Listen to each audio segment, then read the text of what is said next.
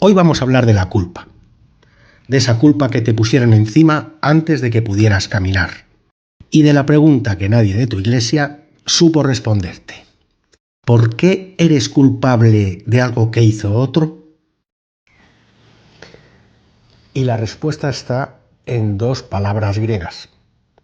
Te aseguro que lo que vas a escuchar en los próximos minutos no te va a dejar indiferente.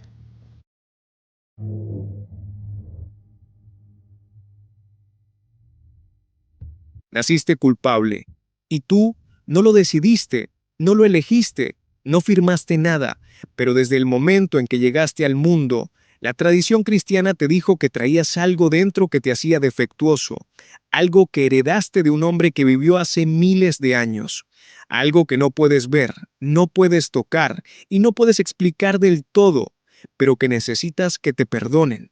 Y si alguna vez te sentaste a pensar en eso con honestidad, no con fe, sino con honestidad, probablemente te hiciste la misma pregunta que se ha hecho casi todo el mundo y que casi nadie se atreve a formular en voz alta dentro de una iglesia. ¿Por qué soy yo culpable de lo que hizo otro? No hay respuesta fácil a esa pregunta, pero sí hay una respuesta honesta. Y empieza en un texto que llevas años escuchando, en una carta que un hombre llamado Pablo escribió a una comunidad en Roma hace 2000 años, y en dos palabras griegas que cambiaron el curso del cristianismo de una manera que nadie te explicó. Dos palabras. Y lo que descubras en los próximos minutos no te va a dejar igual. Pablo de Tarso escribió la carta a los romanos aproximadamente en el año 57 después de Cristo. Es probablemente el texto teológico más denso, más debatido y más influyente de todo el Nuevo Testamento. Teólogos llevan 20 siglos peleándose por cada frase. Reformadores construyeron movimientos enteros sobre párrafos concretos. Y en el capítulo 5, versículo 12, hay una frase que se convirtió en el fundamento de una de las doctrinas más poderosas y más perturbadoras del cristianismo occidental: el pecado original como culpa heredada. La frase en griego dice esto: Dik genos anthropou he hamartia eiston kosmon aiselgen kai diates hamartias o thanatos, kai houtos eis pantas anthropous o thanatos dielten ef hopantes hemarton. La traducción literal es: por un solo hombre el pecado entró en el mundo, y por el pecado la muerte. Y así la muerte se extendió a todos los hombres, porque todos pecaron. Esas dos últimas palabras en griego, ep-ho, son las que nos interesan, porque dependiendo de cómo las leas, la frase dice dos cosas completamente distintas. Y la historia de cómo se eligió una lectura sobre la otra es la historia de cómo la culpa con la que vives fue construida. Ef-ho, dos palabras, una preposición y un pronombre relativo. En griego clásico y en el griego del Nuevo Testamento, ef-ho tiene varios usos posibles dependiendo del contexto. El más frecuente, el más natural, el que cualquier lector griego del siglo I hubiera reconocido inmediatamente, es causal. ¿Por qué? Dado que, en vista de qué. En ese caso, la frase de Pablo dice exactamente esto: la muerte se extendió a todos los hombres porque todos pecaron. Cada persona muere como consecuencia de sus propios actos. La responsabilidad es individual, la culpa es personal, pero ef-ho admite otra lectura. Una lectura relativa en la que el pronombre o no introduce una cláusula causal, sino una referencia a algo anterior en la frase. En ese caso, ef-ho podría traducirse como en quién o en el cual, y el antecedente del pronombre sería Adán, el hombre mencionado al principio del versículo. La frase diría entonces: la muerte se extendió a todos los hombres en quien, es decir, en Adán, todos pecaron. Todos estaban en Adán cuando pecó. Todos participaron en ese primer pecado. Todos son por tanto culpables de él. Dos lecturas, un texto y una diferencia que no es cosmética ni académica. Es la diferencia entre un Dios que juzga lo que cada persona hace y un Dios que juzga lo que Adán hizo en nombre de todos. ¿Cuál es la lectura correcta? Los exégetas han debatido esta pregunta durante siglos, pero hay algo que los datos históricos permiten afirmar con precisión. La lectura causal, porque todos pecaron, es la más natural en el griego original. Es la que defienden la mayoría de los estudiosos del griego del Nuevo Testamento cuando trabajan directamente sobre el texto. Es la lectura que adoptaron los padres de la Iglesia Oriental, los que leían a Pablo en su idioma original, no en traducción.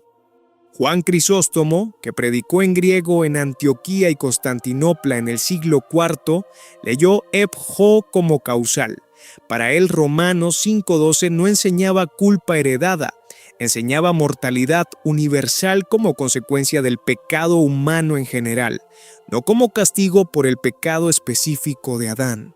La lectura relativa, en quien todos pecaron, no viene del griego, viene del latín.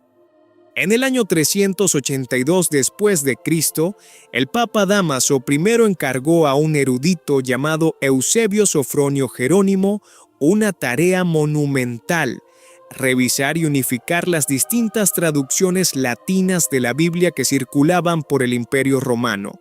El resultado, completado aproximadamente en el año 405, fue la Vulgata, la versión latina de las Escrituras que dominaría el cristianismo occidental durante más de 1000 años.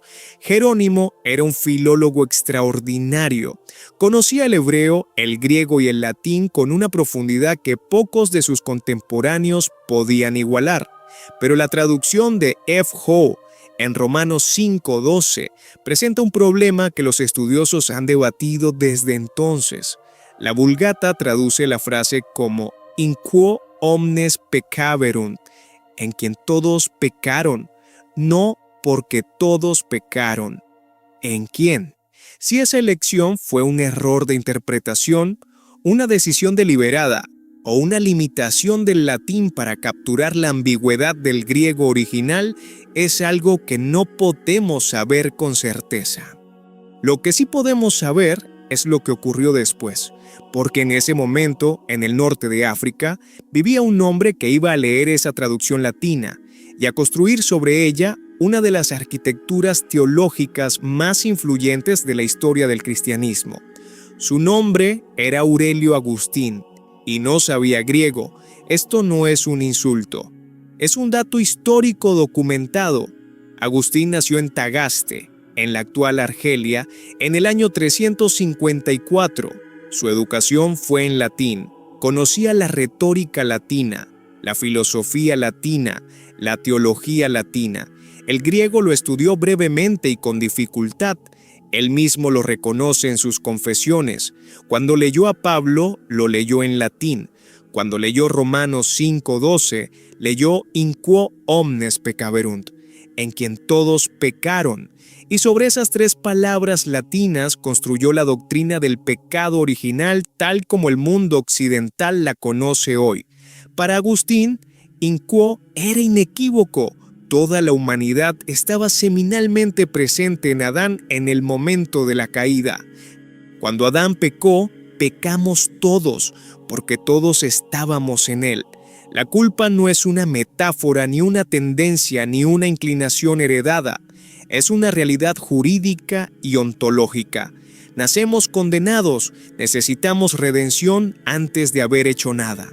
Esta doctrina no era nueva en todos sus elementos, pero la formulación agustiniana, su precisión jurídica, su radicalidad, su insistencia en la culpa heredada como condición universal e ineludible, era algo sin precedente en la teología cristiana anterior. Los padres orientales no la reconocieron. Los teólogos griegos la discutieron y en muchos casos la rechazaron. Pero en Occidente, donde la Biblia se leía en latín y Agustín era la autoridad teológica dominante, la doctrina se instaló con una solidez que ningún debate posterior pudo desplazar completamente. El Concilio de Cartago en el año 418 la definió como doctrina oficial. El Concilio de Orange, en el 529, la reafirmó. Trento, en el siglo XVI, la codificó frente a la Reforma. Y tú la recibiste en el bautismo, probablemente antes de cumplir un año, sin que nadie te explicara que descansa sobre una ambigüedad sintáctica en griego que un obispo del norte de África resolvió en latín hace 16 siglos. Suscríbete ahora si esto es lo que buscas. Hay más episodios como este esperándote. Aquí es donde la historia se complica, porque Agustín no estaba inventando algo desde la nada, estaba resolviendo un problema real que el texto de Pablo efectivamente plantea. Romanos 5 no es un capítulo fácil. Pablo establece un paralelo entre Adán y Cristo que es estructuralmente simétrico. Así como por un hombre entró el pecado y la muerte, por un hombre entra la justicia y la vida. La lógica del paralelo requiere cierta universalidad en ambos extremos. Si la salvación en Cristo alcanza a todos los que están en Cristo, la lógica paulina parece requerir que la condena en Adán alcance igualmente a todos los que están en Adán. El argumento tiene una coherencia interna que no desaparece simplemente con corregir la traducción de F-Ho, y hay algo más. La experiencia humana universal de la muerte, que Pablo menciona explícitamente en el versículo, necesita una explicación. ¿Por qué mueren todos los seres humanos, incluso los que no han cometido pecados conscientes? Pablo está respondiendo a esa pregunta, y su respuesta, sea cual sea la traducción correcta de F-Ho, involucra a Adán de manera central. La pregunta no es si Agustín estaba resolviendo un problema real. La pregunta es ¿qué precio pagó el cristianismo occidental por la solución que eligió? El precio fue esto: una antropología donde el ser humano es definido primariamente por su culpa, donde la condición de partida no es la dignidad del representante de Dios en la tierra, el Selem del Génesis, sino la deuda del heredero del pecado de Adán, donde la relación con Dios comienza en el déficit, no en la vocación, donde la pregunta fundamental no es ¿para qué estás aquí?, sino ¿cómo vas a pagar lo que debes? Eso no es lo que dice el griego. El griego de Pablo dice que todos mueren porque todos pecan. La responsabilidad es de cada uno. La muerte es consecuencia del pecado humano en general, no castigo por el pecado de Adán en particular. La diferencia entre esas dos afirmaciones no es teológicamente menor. Es la diferencia entre una fe que comienza con la vocación y una fe que comienza con la condena. Juan Crisóstomo lo leyó de una manera, Agustín lo leyó de otra.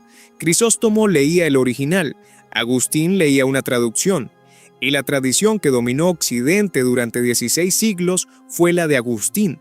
¿Significa esto que la doctrina del pecado original es falsa? No necesariamente. La tendencia humana hacia el egoísmo, la violencia y la autodestrucción es un dato observable que cualquier antropología honesta tiene que explicar. Pablo está describiendo algo real sobre la condición humana. La pregunta es si la explicación agustiniana, culpa heredada, condena jurídica, deuda ontológica, es la única que el texto permite. Y la respuesta honesta es que no lo es.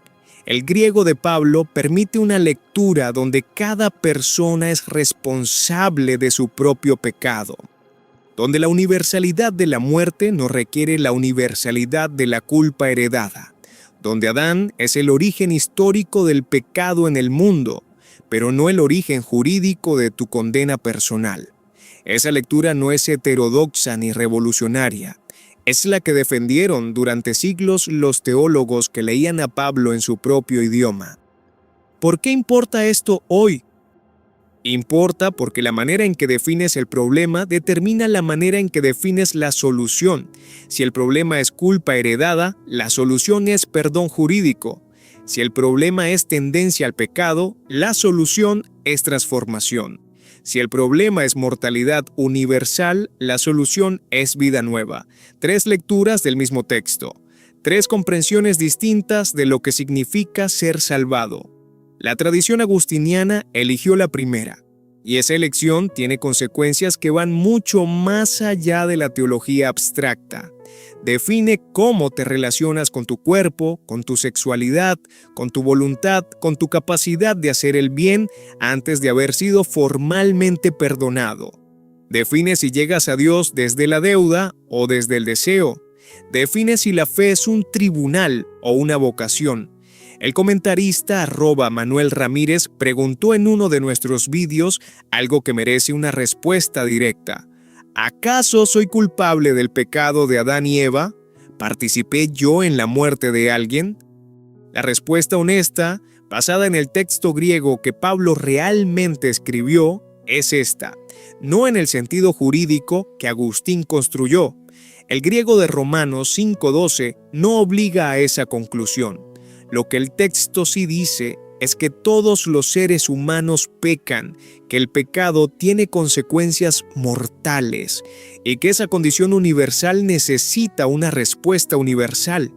Eso es suficientemente serio sin necesidad de añadir una culpa heredada que el texto original no impone con la claridad que la tradición asumió. Esto no resuelve todos los problemas. La condición humana sigue siendo problemática con o sin Agustín, pero hay una diferencia entre decirte que naciste defectuoso y decirte que naciste en un mundo donde el pecado ya existía antes de que llegaras, y que eso te afecta y que necesitas algo más grande que tú para navegarlo. La primera frase te define por tu deuda, la segunda te define por tu situación.